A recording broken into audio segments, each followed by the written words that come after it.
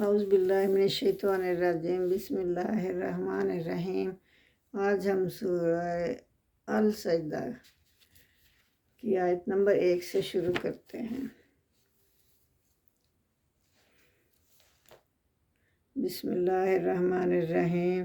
الف لام میم، تنزیل الکتاب لا ریب فیہ من رب العالمین۔ تو اس میں اللہ تعالیٰ فرما رہے ہیں کہ یہ جو قرآن اللہ نے اتارا ہے اس میں کوئی شک نہیں ہے، یہ رب العالمین ہی کی طرف سے اتارا گیا ہے۔ تو وہ شک کرتے تھے کفار جو تھے کہ یہ اللہ کی طرف سے نہیں اتارا ہوا، بلکہ نعوذ باللہ محمد صلی اللہ علیہ وسلم نے خود ہی بنا لیا ہے۔ تو اللہ کہتا ہے ایسے کوئی بات نہیں، یہ میری ہی طرف سے اتارا گیا ہے، اس میں کوئی شک کی بات ہی نہیں ہے۔ تو یہ سورج جو ہے یہ مکی دور کے وسط میں نازل ہوئی۔ اس میں توحید، رسالت اور آخرت پر دلائل دیے گئے ہیں۔ آغاز میں فرمایا یہ قرآن اللہ ہی کی طرف سے اتارا گیا ہے، تو یہ لوگ سمجھتے کیوں نہیں؟ وہ جلد ہی یہ جان لیں گے کہ یہ بالکل حق ہے، اور اس کا مقصد ان لوگوں کو ڈرانا ہے اور ہدایت دینا ہے جن کے پاس ایک لمبے عرصے سے کوئی ڈرانے والا ہادی نہیں آیا۔ یعنی یہ قرآن ایسی قوم کی طرف بھیجا گیا ہے جو نبوت کے فیض سے محروم تھی اور غفلت میں پڑی ہوئی تھی۔ تو آگے اس کی آیات میں دعوت غور و فکر دی گئی ہے کہ تم غور و فکر تو کرو، سوچو سمجھو۔ تو فرمایا قرآن جن حقیقتوں کو پیش کرتا ہے ان میں کیا چیز اچنبے کی بات ہے، تمہیں کیا عجیب چیز لگتی ہے؟ زمین و آسمان کا انتظام، انسان کی پیدائش اور بناوٹ، سب کچھ قرآن کی تعلیمات کی صداقت ہے۔ اس کائنات کو اللہ تعالیٰ نے نہایت اہتمام سے پیدا کیا، اور پیدا کر کے یوں ہی نہیں چھوڑ دیا، بلکہ وہ براہ راست اس کا انتظام فرما رہا ہے۔ اس کا کوئی شریک نہیں اور نہ کوئی اس کے پاس سفارش کرنے والا ہے۔ وہ غیب اور حاضر سب کا جاننے والا ہے۔ اس نے انسان کو بہترین صلاحیت کے ساتھ پیدا کیا، لیکن بہت تھوڑے لوگ جانتے ہیں اور ان صلاحیتوں سے فائدہ اٹھاتے ہیں، اور اللہ کے شکر گزار بندے بنتے ہیں۔ جو اللہ کے شکر گزار ہوتے ہیں وہ اپنی صلاحیتوں سے فائدہ اٹھاتے ہیں۔ آگے منکرین قیامت کے شبے کا ازالہ کیا گیا کہ جو کہتے تھے کہ قیامت نہیں آئے گی، ان کے اس شبے کا ازالہ کیا گیا ہے، اور ان کے اس اصل محرک کو بھی آشکارا کیا گیا ہے جس کے وجہ سے وہ ایسی باتیں کرتے تھے۔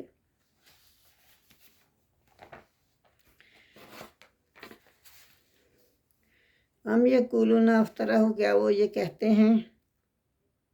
آیت نمبر 2، کیا یہ ہم یقولون افطرہ کہ کیا وہ یہ کہتے ہیں کہ اس نے خود ہی، محمد صلی اللہ علیہ وسلم نے نعوذ باللہ خود ہی اس کو گھڑ لیا ہے؟ بلکہ وہ الحق من ربک، یہ تو اللہ ہی کی طرف سے حق ہے، سچ ہے۔ لِتُنذِرَ قَوْمًا مَّا آتَاهُم مِّن نَّذِيرٍ مِّن قَبْلِكَ لَعَلَّهُمْ يَهْتَدُونَ، تو تاکہ ڈرایا جائے ان لوگوں کو جن کے پاس اس سے پہلے کوئی بھی نبی، کوئی بھی پیغمبر ڈرانے والا نہیں یا خبردار کرنے والا نہیں آیا تھا، تاکہ وہ لوگ ہدایت پائیں۔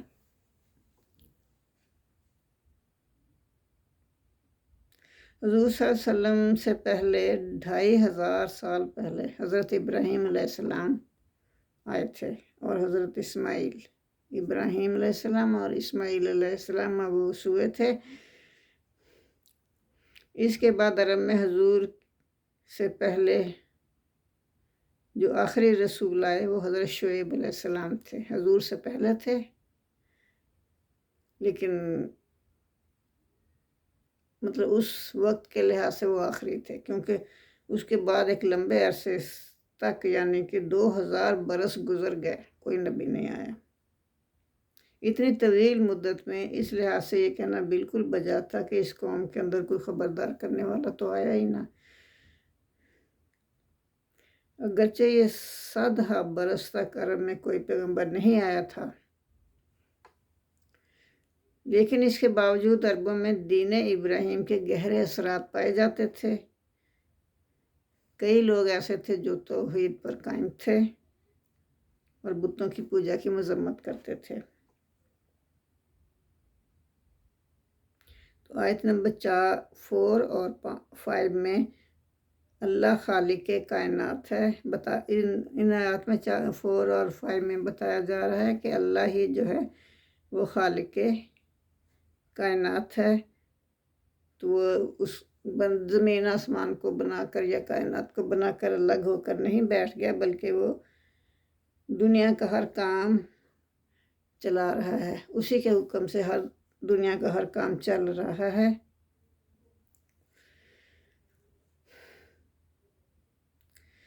تو اللہ الذی خلق السماوات والارض وما بینہما فی ستۃ ایام ثم استوی علی العرش۔ اللہ وہ ہے جس نے زمین اور آسمان کو پیدا کیا اور اس کے درمیان تمام چیزوں کو جو اس میں ہیں سب کو اللہ ہی نے پیدا کیا۔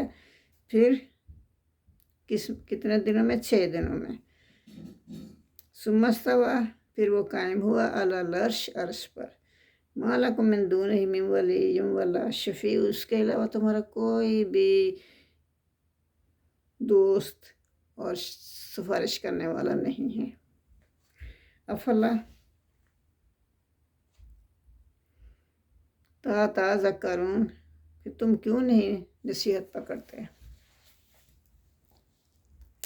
یہ اہل قریش کو کہا جا رہا ہے۔ یدبر الامر من السماء، اللہ تعالیٰ تدبیر کرتا ہے آسمان سے ہر کام کی، الی الارض، زمین کی طرح۔ آسمان اور زمین سے ہر مقام پر اللہ تعالیٰ کا انتظام ہے۔ ثم یعرج الیہ فی یوم کان مقدارہ الف سنۃ مما تعدون، تو پھر وہ ایک روز جس کی مقدار تمہارے شمار کے مطابق 1000 برس ہوگی، اس کی طرف رجوع کرے گا۔ تو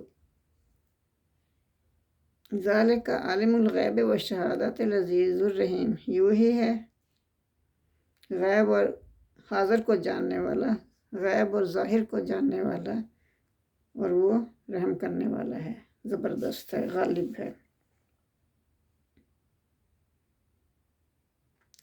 اللہ کے سوا کوئی دعا نہیں سنتا، وہی تمہاری قسمت بناتا ہے اور بگاڑتا ہے، اس کا کوئی شریک نہیں۔ یہ بات تمہاری سمجھ میں کیوں نہیں آتی؟ دنیا کے تمام معاملات قیامت کے دن اللہ کے حضور پیش کیے جائیں گے اور ان کی مقدار تمہاری گنتی کے مطابق 1000 برس ہوگی۔ اس دن کی مقدار جو ہے نا، قیامت کے روز کی مقدار کتنا بڑا ہوگا؟ ہماری گنتی کے مطابق 1000 برس ہوگی۔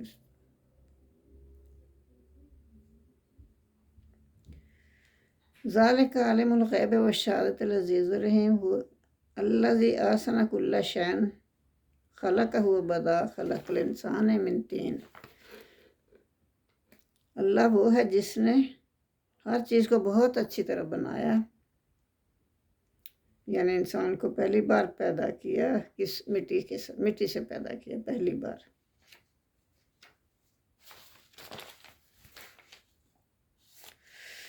ثم جعل نسلہ من سلالۃ من ماء مہین، پھر اس کو بنایا نسل کو خلاصے سے، یعنی حقیر پانی سے۔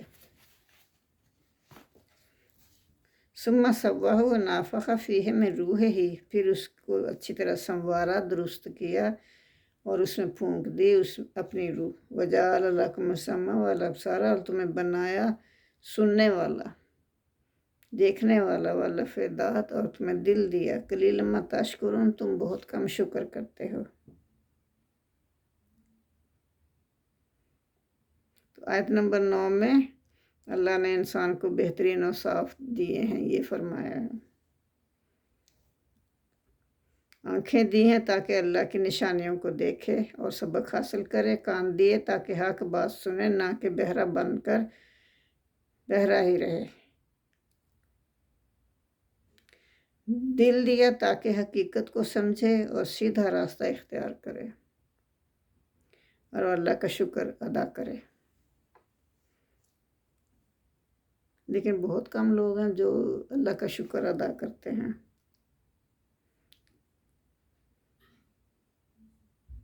آیت 10 اور 11 کفار آخرت کا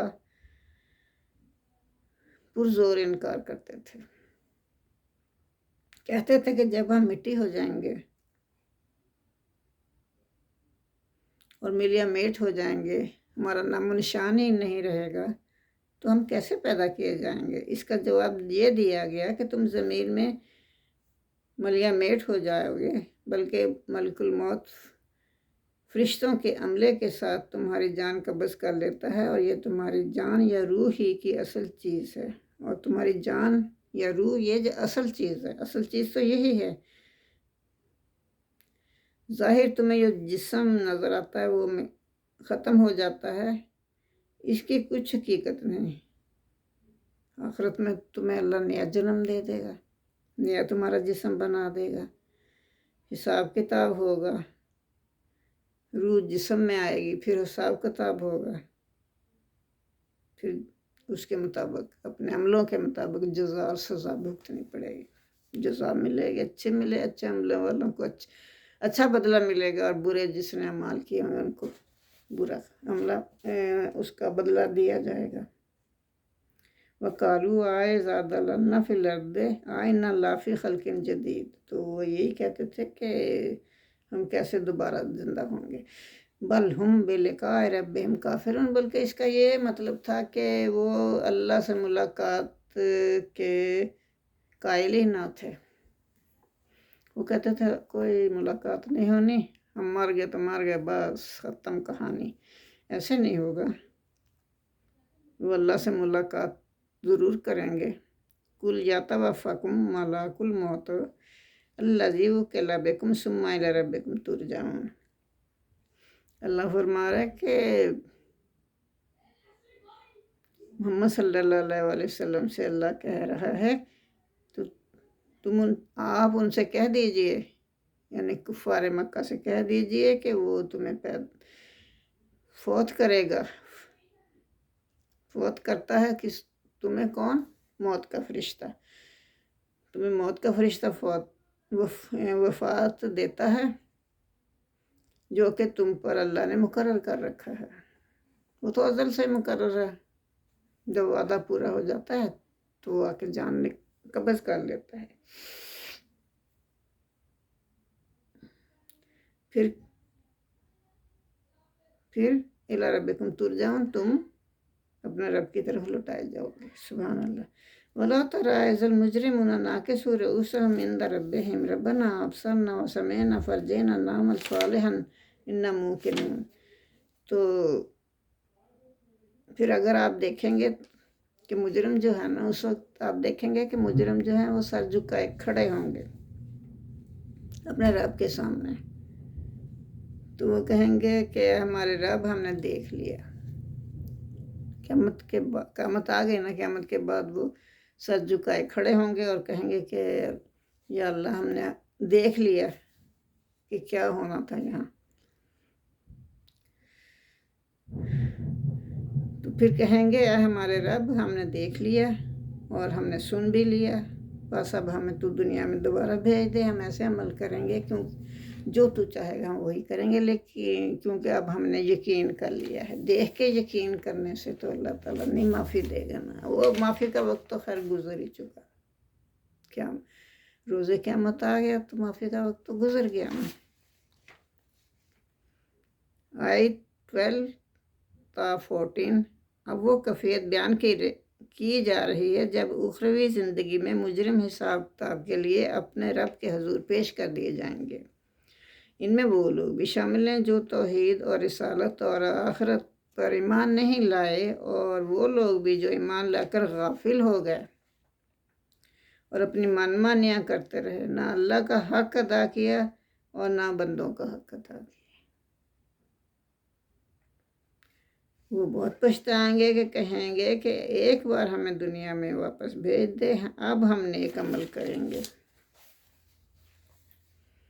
اللہ اپنے بندوں پر بہت مہربان ہے۔ اس نے پیشگی بتا دیا تھا کہ دنیا میں زندگی بس ایک بار ہے، پہلے ہی بتا دیا تھا اللہ نے۔ تو غیب کا پردہ اٹھ جانے کے بعد امتحان ختم، اور اپنے اعمال کے نتائج بھگتنے کے لیے تیار ہو جاؤ۔ وَلَوْ شِئْنَا لَآتَيْنَا كُلَّ نَفْسٍ، اور اگر ہم چاہتے ہم ضرور دے دیتے، کل نفس ہر شخص کو ہداہا اس کی ہدایت، ولیکن حق القول منی، لیکن ثابت ہو چکی ہے یہ بات، میری یہ بات جو کہ میری بات ثابت ہو چکی ہے، میری طرف سے بات ثابت ہو چکی ہے۔ اللہ فرما رہا ہے کہ میری طرف سے یہ بات ثابت ہو چکی ہے، یہ بات میں نے پہلے ہی طے کر لی تھی۔ لا املأن جہنم من الجنات والناس اجمعین، کہ میں ضرور بھر دوں گا۔ کیا بات تھی؟ وہ یہ تھی کہ میں ضرور بھر دوں گا جہنم کو جنوں سے اور انسانوں سے، سب کے سب سے، سب جنوں سے اور سب انسانوں سے میں جہنم کو ضرور بھر دوں گا۔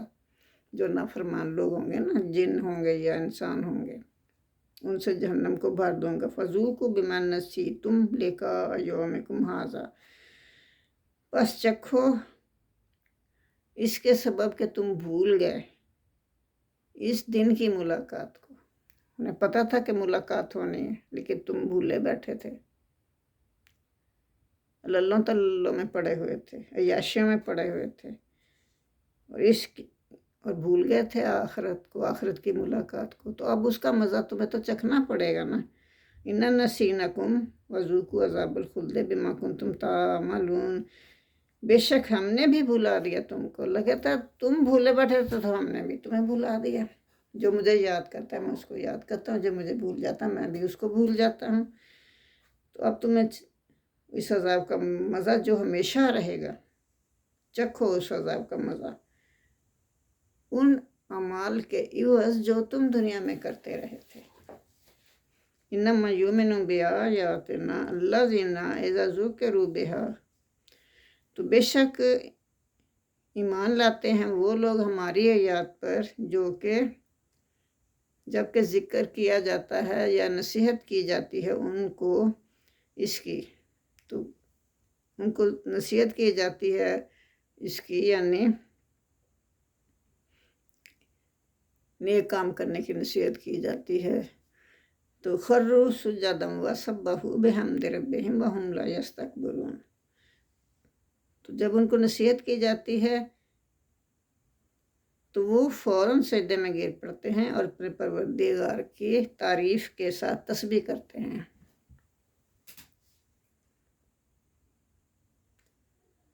تو اللہ کہتا ہے یہ لوگ ایمان لاتے ہیں۔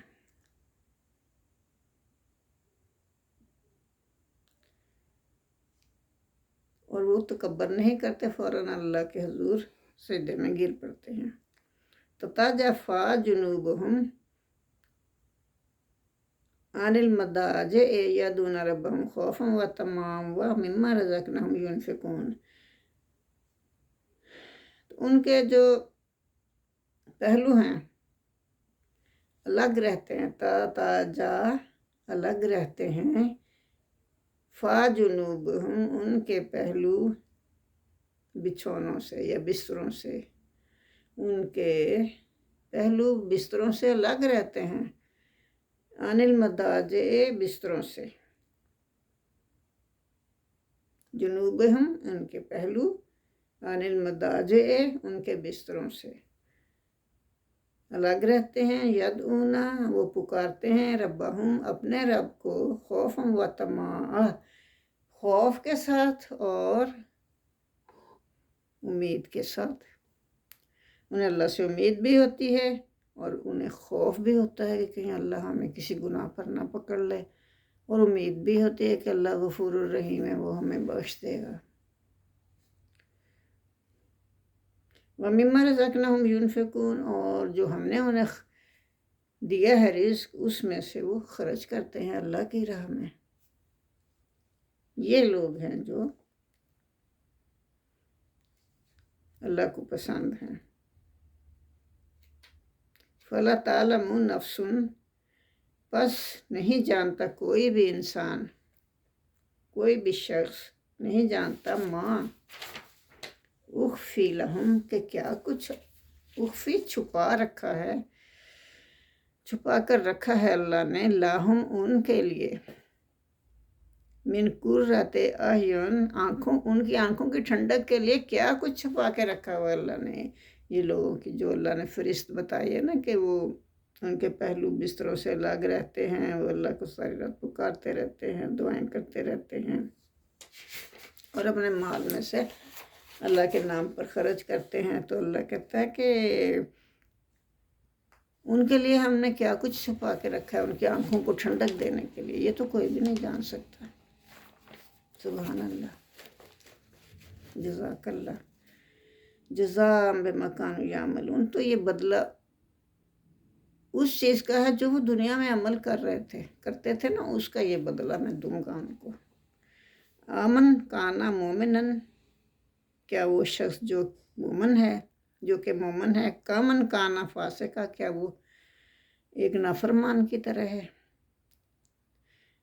تو اللہ کہہ رہا ہے کہ بھلا جو شخص مومن ہے وہ اس شخص کی طرح ہو سکتا ہے جو کہ نافرمان ہے؟ بالکل نہیں ہو سکتا. لا یستوون، وہ برابر نہیں ہے. ایک مومن ہے، ایک فاسق ہے، دونوں برابر نہیں ہیں. مومن کو اس کے کیے کا بدلہ اللہ بہت اچھا دے گا، جو اللہ نے اس آیت، پچھلی آیت میں فرمایا ہے، اور جو فاسق ہے اس کا بدلہ اللہ بہت برا دے گا.